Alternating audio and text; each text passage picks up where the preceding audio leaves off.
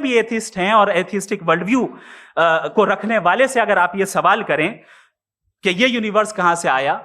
तो इनका जवाब या तो आर्ग्यूमेंट फ्रॉम इग्नोरेंस होगा या डॉगमेटिक होगा। या तो ये कहेंगे कि मुझे नहीं पता कि ये कहां से आया, लिहाजा गॉड डज नॉट एग्जिस्ट, ये आर्ग्यूमेंट फ्रॉम इग्नोरेंस है। या ये कहेंगे कि ये यूनिवर्स खुद ब खुद बन गया, इसका मतलब ये है कि उस बॉल को भी खुद ब खुद बन जाना चाहिए, लेकिन बॉल के ताल्लुक से ये एक्सप्लेनेशन एक्सेप्ट नहीं की जाएगी कि ये खुद ब खुद बन गई, लेकिन यूनिवर्स के ताल्लुक से कर दिया जाएगा। इसे हम दूसरे अल्फाज में डॉगमा भी कह सकते हैं। कि हम एथिस्ट से अगर सवाल करेंगे, हम नास्तिकों से सवाल करेंगे कि यूनिवर्स एग्जिस्टेंस के अंदर कैसे आया, तो एथिस्ट लोग ये जवाब देंगे, ये दो तरह के जवाब दे सकते हैं। पहला जवाब क्या देंगे, हमें नहीं पता कि ये कैसे आया, जिसको ये कह रहे हैं कि आर्ग्यूमेंट ऑफ इग्नोरेंस, मतलब हमें पता नहीं है कैसे आया। तो मैं मानता हूं कि अगर हम किसी चीज़ के बारे में नहीं जानते तो ये कहना ज़्यादा बेहतर है कि हम नहीं जानते। स्वीकार करो, स्वीकार करने में क्या दिक्कत है, एक्सेप्ट करो ना। हम नहीं जानते तो झूठा क्यों ऐसा दावा कर रहे हो, क्यों ऐसा क्लेम कर रहे हो कि हम जानते हैं, या हम क्यों इस तरह की कल्पना करें। अगर हम झूठा दावा नहीं करते हैं और हम मानते हैं कि हम नहीं जानते किसी चीज़ को, तो उससे जानने की संभावनाएं हमारी बहुत ज़्यादा बढ़ जाएंगी, बहुत ही ज़्यादा बढ़ जाएंगी। अब मैं मानता हूं कि ये चीज़ कैसे काम करती है इसका मुझे नहीं पता, तो मैं प्रयास करूंगा ना इसे जानने का, तभी तो मेरी क्यूरियोसिटी होगी कि हाँ मैं इसको जानूं। अगर मैं इसके बारे में नहीं जानता हूँ, एक कल्पना कर लेता हूँ, सिर्फ और सिर्फ एक कल्पना कर लेता हूँ कि अच्छा ये ऐसी चीज़ होती है, मन में खुश हो गया मैं, ठीक है, मैंने कल्पना कर ली कि हाँ ये चीज़ ऐसे एक्ट करती है, तो सारी चीज़ खत्म, मैं उस चीज़ को असलियत में जान भी नहीं पाऊंगा। अब जैसे छोटे बच्चे हैं, छोटे बच्चे कोई सवाल करते हैं, ठीक है, अपने मम्मी पापा से सवाल करते हैं, तो अगर उस सवाल का जवाब उनके माता पिता के पास नहीं होता तो वो जो माता पिता क्या करते हैं, कुछ ना कुछ उसे कहानी सुना के सिर्फ उन्हें संतुष्ट कर देते हैं। और जब मैं इसी चीज़ को बड़े पैमाने पर देखता हूँ तो धर्म के अंदर भी मुझे यही सब चीज़ देखने को मिलती है। धर्म के अंदर भी जो इस यूनिवर्स का ओरिजिन है, अर्थ का ओरिजिन है, इसको लेके कुछ कल्पनाएं गढ़ दी गई हैं, ताकि जो इंसान ने जो सवाल किया है तो उस चीज़ से वो संतुष्ट हो जाए और आगे सवाल जवाब ना करे बस। और जब भी विज्ञान अपने दम पर, विज्ञान कोई एक आदमी तो है नहीं, पूरी एक साइंटिफिक कम्युनिटी होती है बहुत बड़ी है, जो जिनका काम यही होता है, सत्य को वो पहचानते हैं, जो फिजिकल जो बॉडीज़ हैं वो कैसे काम कर रही हैं, ठीक है, केमिकल्स आपस में कैसे रिएक्ट करते हैं, किस तरह की इक्वेशन बनने के बाद क्या चीज़ आती है, जो अपना जीवन, पूरी ज़िंदगी एक छोटी से छोटी चीज़ के ऊपर समझने में निकाल देते हैं ना, तो वो ऐसी बातें कहना, इनके जो कंट्रीब्यूशन उसका एक अपमान है, घोर अपमान है। इस तरह के जो लोग हैं वो सिर्फ एक किताब को ही, सिर्फ और सिर्फ एक किताब के अंदर पूरी दुनिया का ज्ञान समेट देते हैं। और विज्ञान के अंदर जो है, पूरे विज्ञान अपने जो पूरे जीवन है, पूरा दिन रात एक करके किसी एक स्पेसिफिक चीज़ के बारे में बेचारे जानकारी जुटा पाते हैं और वो ही आगे पेश करते, और उसके बाद भी वो ईगो नहीं दिखाते उस नॉलेज के ऊपर। वो ये कहते हैं कि मैंने ऐसी ऐसी प्रक्रिया करके मैंने ये रिजल्ट पाया है, मैंने देखा कि ये जो पार्टिकल है ये इस तरह बिहेव करता है, इस कंडीशन में रखने के ऊपर ऐसे बिहेव करता है, ठीक है, ये केमिकल इस तरह बिहेव करता है और इस केमिकल के ये यूजेस हैं, इस फिजिकल प्रॉपर्टीज़ के बन जाने से हम इस तरह अपना काम ले सकते हैं, तो इसके कुछ इस तरह के फ़ायदे हैं और आप जांच भी सकते हैं, ठीक है, वो जांच के लिए भी खुला छोड़ते हैं। लेकिन हम देखते हैं ना, जो इतिहास देखते हैं, धार्मिक इतिहास देखते हैं, तो इसके अंदर ये जो ऑर्गेनाइज रिलीजन्स हैं, जो एक लोगों को इकट्ठा करके उनकी दुख तकलीफ़ों को दूर करने का जो दावा करके जो इन्होंने पूरा संगठन बना रखा है, जो सीडो तौर पे काम करते हैं। सीडो का मतलब उन्हें लोगों लगता है कि हमारे दुख वगैरह दूर हो रहे हैं लेकिन वास्तविकता में ऐसा कुछ नहीं, साइकोलॉजिकल एक तरह से गेम खेला जाता है उनके साथ तो अब लोगों को ये सवाल भी होता है कि भाई यूनिवर्स कैसे एग्जिस्टेंस में आया, ठीक है। तो उनके लिए फिर ये झूठी कहानियाँ भी होती हैं जिनका कोई आधार नहीं होता। जैसे एडम और ईव की कहानियाँ होंगी, ठीक, एडम ईव की कहानियाँ होगी। फिर क्रिश्चियनिटी में अपनी कुछ है माइथोलॉजी है, और फिर जो हिंदुओं के अंदर अपनी खुद की अलग ही माइथोलॉजी है, जिससे वो कहते हैं कि हाँ इस तरह से एक यूनिवर्स का ओरिजिन हुआ।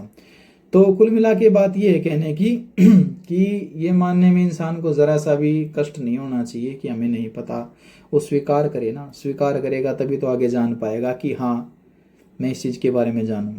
अच्छा, दूसरी बात फिर यहाँ पर क्या कहते हैं, ये कहते हैं कि दूसरा वो क्या कहेंगे कि ये ना यूनिवर्स जो है वो अपने आप बन गया, ठीक है, अपने आप बन गया। जबकि ये जो आइलैंड वाला एक एग्जांपल देते हैं, आइलैंड वाला एग्जांपल क्या देते हैं कि मान लीजिए किसी आइलैंड पे जा रहे हैं, वहाँ पर हमने एक बॉल देखी, तो बॉल देखी तो हमारे मन में सवाल आएगा कि ये बॉल कैसे आई, ठीक है, और इसी साइज वगैरह की क्यों है, इसी शेप वगैरह क्यों है, इसे किसने बनाया। तो वो कह रहे हैं कि इसी ने जो है ये जो बॉल वगैरह है, ठीक है, अगर हम इसे बड़ा कर दें तो ये यूनिवर्स की साइज़ की हो जाएगी। तो सवाल सेम रहेगा कि भाई इस बॉल को किसने बनाया। तो ये कह रहा है ये अल्लाह ने बनाया, सिर्फ एक ही चीज़ है, अल्लाह ने बनाया। और अल्लाह का नाम लेके ये सोच रहे हैं कि हमने सारा समाधान कर लिया, ठीक है, अब हमारे कोई डाउट नहीं रहा और अल्लाह ने ही ये यूनिवर्स को बनाया है। क्यों बनाया है, कुछ नहीं, बस यूनिवर्स ने, अल्लाह ने यूनिवर्स को बना दिया, उसने सेब खा दिया, सेब खा लिया, पता नहीं क्या क्या कर लिया, ठीक है। तो सेकंड बात में मैं ये कहूँगा कि ये कहते हैं कि जो सारी चीज़ें हैं वो अल्लाह पर निर्भर करती हैं और अल्लाह किसी पर निर्भर नहीं करता। तो जो रैशनल कम्युनिटी है वो यही आर्ग्यूमेंट करती है कि भाई एक बात बताओ, आपने अल्लाह को मान लिया, ठीक है, हम यूनिवर्स को मान लेते हैं, ठीक है, कि यूनिवर्स जो है, यूनिवर्स अपने लॉज के ऊपर काम कर रहा है, ठीक है, उसी प्रकार से वो एक्ट करता है, कोई भी चीज़ चल रही है वो नियम से चल रही है। ये कह रहे हैं कि भाई फिर यूनिवर्स को किसने बनाया, तो हम सेम सवाल जो है वो अल्लाह के पर्सपेक्टिव में कर लेंगे कि ये कि भाई अल्लाह को किसने बनाया। तो उस पर ये लोग कहते हैं कि अल्लाह को किसी ने बनाया, अल्लाह तो सदा से ही है, अल्लाह परमानेंट है। तो मैं तो यूनिवर्स के लिए भी कह दूंगा यूनिवर्स हमेशा परमानेंट है। फिर एक सवाल ये आ सकता है कि यूनिवर्स की तो एज बताते हैं, ठीक है, यूनिवर्स की एज बताते हैं, वहाँ पर तो यूनिवर्स बिल्कुल एक था ही नहीं, उसके बाद यूनिवर्स आया है।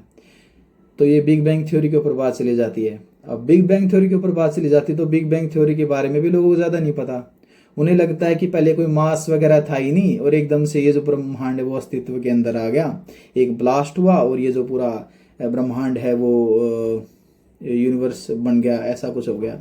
तो उनकी ये धारणाएं भी गलत है। जबकि बिग बैंग थ्योरी तो ये बताती है कि जो सारा मैटर है, जैसे आप हैं, मैं, ये जो मान लो सामने कोई टेबल है, ठीक है, पूरी पृथ्वी,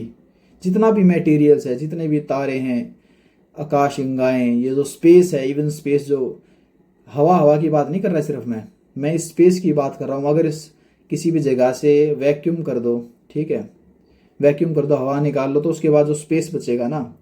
तो वो भी सारा संकुचित था एक पॉइंट के अंदर, जिसे सिंगुलैरिटी कहते हैं, ठीक है। जो सारा मटेरियल है ना, जितना भी मास है, सारा एक जगह संकुचित था, डेंस था। हम कुछ इस तरह से कह सकते हैं कि जैसे जो बैलून होता है, बैलून को अगर हम ऐसे दबा दें, बिल्कुल दबा दें, ठीक है, तो वो एक छोटे से पॉइंट के अंदर, छोटे से बिंदु के अंदर समाहित हो जाएगा, और फिर हम उसे अगर फुलाएं तो वो ऐसे फैल जाएगा। तो जो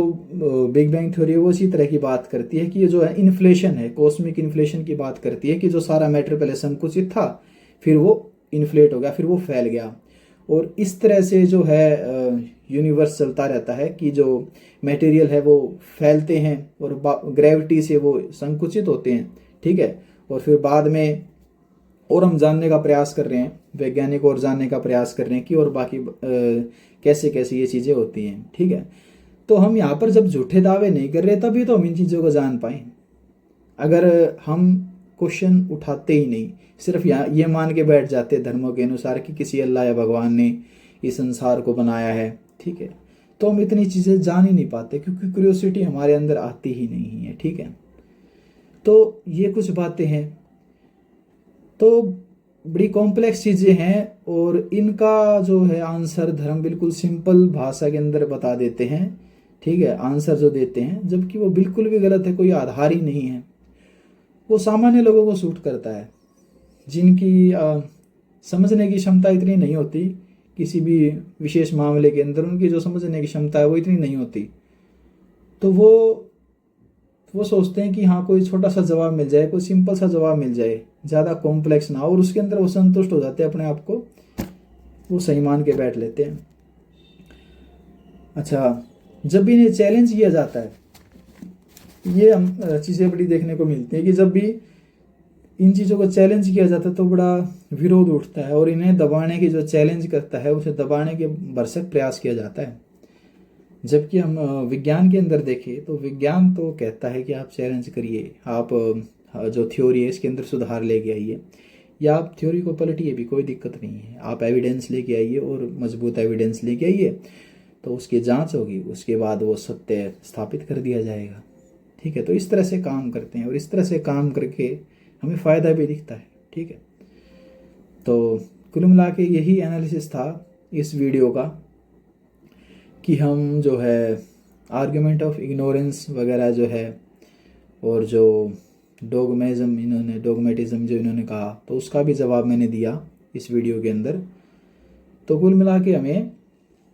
बड़ी ध्यान से इन चीज़ों को देखने की ज़रूरत होती है, ठीक है। हर एक पॉइंट पर ध्यान देना होता है कि जो सामने वाला है वो कैसे आर्ग्यूमेंट्स को